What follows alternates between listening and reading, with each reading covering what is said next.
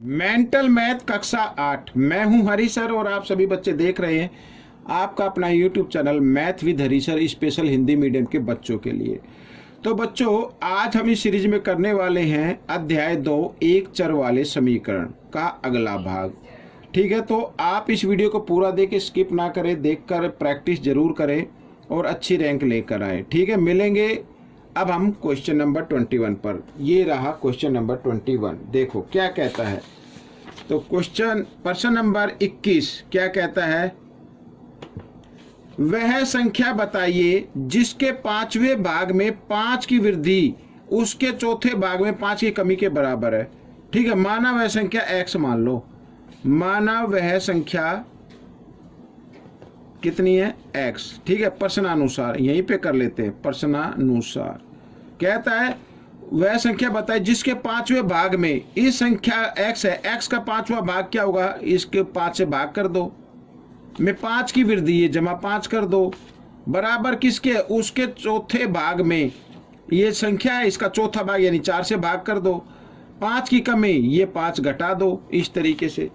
ठीक है, अब क्या करना है, संख्या निकल आएगी। ये समीकरण आपका बन गया है। अब x वाले जो पद हैं उनको लेके आना है आपको बाईं तरफ। ये जमा का इधर आकर ये घटा का हो जाएगा, बराबर घटा 5, और ये जमा 5 इधर आकर ये घटा 5 हो गया। ठीक है, इस तरीके से। अब 4 और 5 का लेना है आपको लघुत्तम। यहाँ पे कर लेते हैं आगे। 4 और 5 का लघुत्तम लेना है, तो क्योंकि ये दोनों लगातार संख्या 4 5, तो इन दोनों को गुणा कर दे, वही आपका लघुत्तम होगा। इतना करने के बाद क्रॉस में भी गुणा कर देना। 4 को x से 7 गुणा करेंगे 4x, घटा 5 को इस x से 7 गुणा कर दें 5x, बराबर, और घटा 5 और घटा 5 घटा 10 हो गया। ठीक है ना, इस तरीके से। अब घटा जमा घटा, ये घटा 5 में से 4 घटाएंगे तो घटा x बचेगा, और यहाँ पर घटा 10 है, घटा से घटा का निशान कट गया। साथ ही यहाँ पर ये 200 भाग 20 क्या है, भाग के रूप में है, इधर आकर ये गुणा में हो जाएगा। और जब 20 और 10 को गुणा करेंगे तो कितना आ जाएगा, 200 आ जाएगा। तो x का मान कितना आ गया, 200। तो वो संख्या आपकी कौन सी होगी, 200 होगी। ठीक है ना, ये प्रश्न आपका हल हो गया। प्रश्न नंबर 22 क्या कहता है, देखो, यदि किसी निश्चित संख्या के 4 गुणा में 10 जोड़ा जाए तो परिणाम उस संख्या के 5 गुणा से 5 कम होता है, संख्या बताओ। तो वो संख्या आप x मान लो, माना वह संख्या x,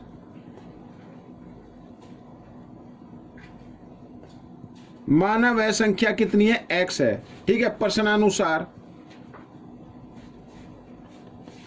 अब इस x के 4 गुणा में, यानी संख्या का 4 गुणा क्या होता है, 4x होता है, में 10 जोड़ा जाए, ये 10 जोड़ दिया तो परिणाम, ये परिणाम आएगा उस संख्या के 5 गुणा यानी 5x हो गया, से 5 कम होता है तो यानी घटा 5 होता है। संख्या बतानी है। समीकरण बन गया आपके सामने। अब 5x को दाएं तरफ ले आए, बाईं तरफ, तो घटा 5x हो जाएगा, और बराबर इधर घटा 5 है, जमा 10 इधर आकर ये घटा 10 हो जाएगा। ठीक है ना, इस तरफ से, इस तरीके से। घटा जमा घटा 5 में 4 गए, घटा 1x बचेगा बड़े नंबर के सामने, इसलिए घटा का आएगा। और घटा 5 और घटा 10 कितना होता है, घटा 15 होता है। घटा से घटा का निशान कट गया, x बराबर कितना आ गया, 15 आ गया। तो वो संख्या कौन सी होगी, 15 होगी। ठीक है ना, वो संख्या कौन सी है, 15 होगी। अगर चेक करना चाहते हैं तो चेक भी आप कर सकते हैं। ठीक है, यहाँ पर 4x लिखा ना, तो यानी 4 गुणा 15 और जमा 10 कितना होता है, 15 चौके 60 और 10 70 होता है। ठीक है, अब यहाँ पर कर लेते हैं। 5 लिखा ना, 5x लिखा, तो 5 गुणा 15 और घटा 5, 15 पंजे कितना होता है, 75, 75 में से 5 घटा दी, 70 आ गया। आगे ना दोनों यानी दोनों पक्ष, ये बायां पक्ष दायां पक्ष दोनों के आगे बराबर आ गए। ठीक है, इसका मतलब प्रश्न हमारा ठीक है। तो प्रश्न नंबर 23 क्या कहता है, आइए देख लेते हैं प्रश्न नंबर 23 को भी। ठीक है, प्रश्न नंबर 23 कहता है, यहाँ पर ये थोड़ा सा जूम आउट कर लेते हैं। वाह, ठीक है। क्या कहता है, देखो, एक ऐसी संख्या बताओ जिसका दुगुना उसके आधे से 45 अधिक है। एक ऐसी संख्या बतानी है जिसका दुगुना उसके आधे से 45 अधिक है। आइए करना शुरू करते हैं। तो यहाँ पर बच्चों, माना वह संख्या x, माना वह संख्या x। ठीक है, माना वह संख्या x हो गई। प्रश्नानुसार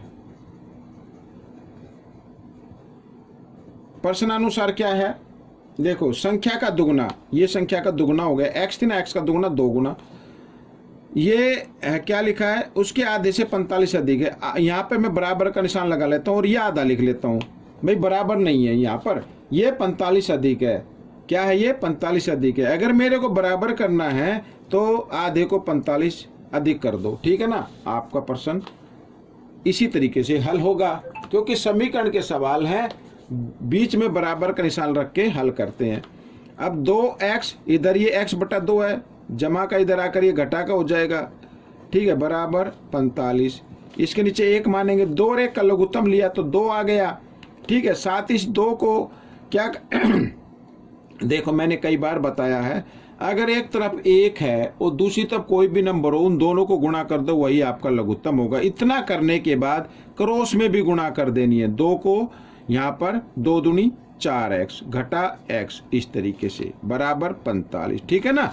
अब 4x में से 1x घटा दो तो 3x बराबर 45, और इधर 2 भाग में तो इधर आकर ये गुणा में आ गया, ठीक है। अब 3 से काट लेते हैं, यहाँ से 3 इधर गुणा में, इधर आकर ये भाग में आ जाएगा, तो 45 गुना 2 बटे 3, 3 एकम 3, 3 एकम 3, 3 पंजे 15, 15 दूनी कितना हो गया 30 हो गया, तो x बराबर 30। तो बच्चों ये आपका उत्तर आ गया, ठीक है। इस तरीके से प्रश्न आपका हल हो गया। लेते हैं, ये रहा प्रश्न नंबर 24, ठीक है। देखो क्या कहता है, 2 प्राकृत संख्याओं का योग 90 है और उसका अंतर 40 है, छोटी संख्या क्या है, छोटी संख्या क्या है। अब ये बताना भाई छोटी संख्या क्या है, ठीक है। तो इसका मतलब एक छोटी संख्या एक बड़ी संख्या है।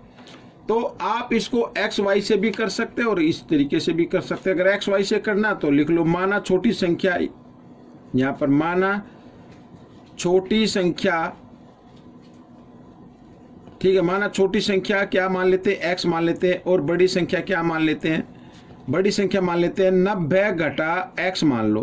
भाई योग है ना, अगर 2 संख्याएं हैं, 2 संख्याएं उनको प्लस करते हैं, जमा करते हैं तो 90 आ जाता है। एक संख्या का पता लग गया कि ये x है, तो दूसरी क्या होगी, 90 में से पहली संख्या घटा तो दूसरी आ जाएगी, ठीक है। इस तरीके से प्रश्नानुसार, प्रश्नानुसार, ठीक है, क्या लिखा, उनका अंतर 40 है। अंतर का मतलब अगर हम बड़ी संख्या में से, ये बड़ी संख्या में से छोटी संख्या घटा दे तो बराबर कितना आना चाहिए, 45, 40 आना चाहिए, क्या है 40, ठीक है।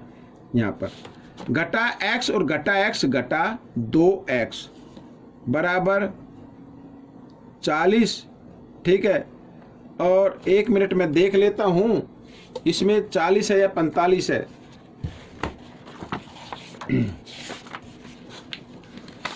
प्रश्न नंबर